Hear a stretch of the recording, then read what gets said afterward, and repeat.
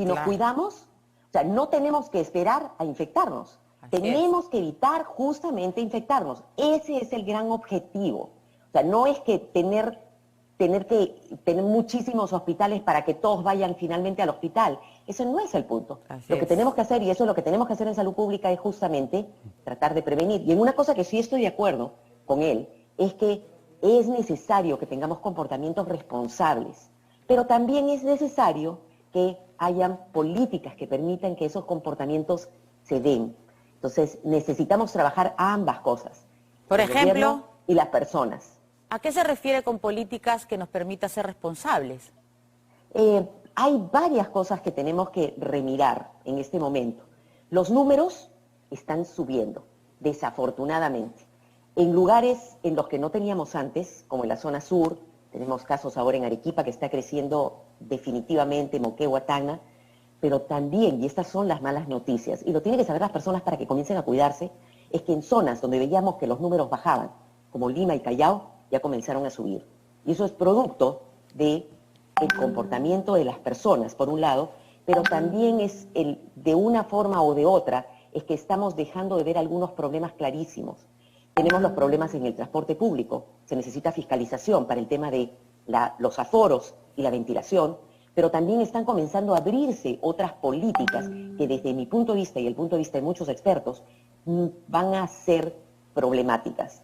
Por ejemplo, restaurantes. Los restaurantes son un lugar en el cual aumenta el riesgo de transmisión porque la gente se quita las máscaras.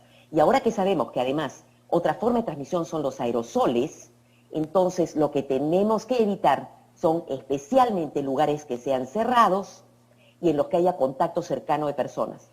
Un lugar como un restaurante que va a tener sus mesas afuera, en un parque, fantástico, pero si vamos a tener un lugar cerrado, ¿okay?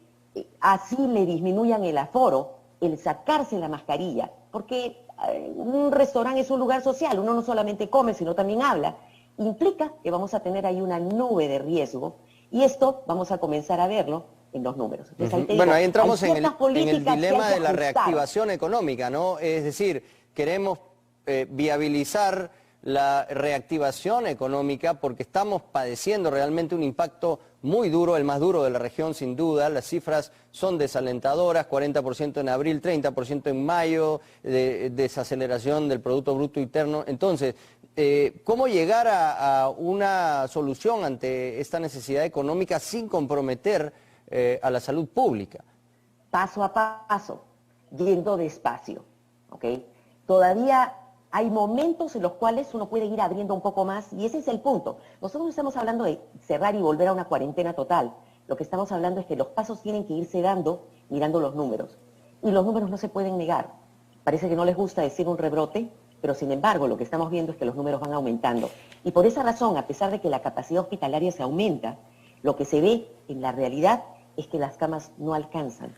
Y es porque vamos viendo mayor número de infectados. Doctora, el presidente ha dicho, yo no veo en función de la estadística y la información científica que estemos en una situación como para más adelante regresar a una cuarentena. Fíjate, va a tener que seguir mirando los números día a día. Y cuando hablamos, nuevamente, el término cuarentena significaría que todos se quedan encerrados.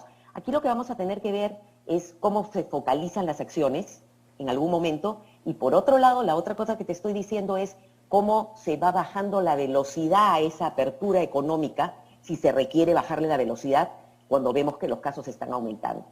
La misma situación es la que estamos viendo, por ejemplo, con lo del transporte interprovincial. Hay ciertas normas con respecto al transporte interprovincial que definitivamente no son correctas. Los espacios que debemos evitar para evitar el contagio y la amplificación del contagio son aquellos que son cerrados, transporte público o transporte interprovincial, concurridos, ni siquiera le han bajado el aforo, y en el que hay contacto cercano. La gente está de un lado a otro. Y yo le aumentaría una cosa más. En el transporte interprovincial, lo que tiene son tiempos prolongados de contacto de gente entre ella. Entonces, por ejemplo, hemos ido de no tener nada, no había transporte interprovincial o solamente humanitario, a abrirlo totalmente.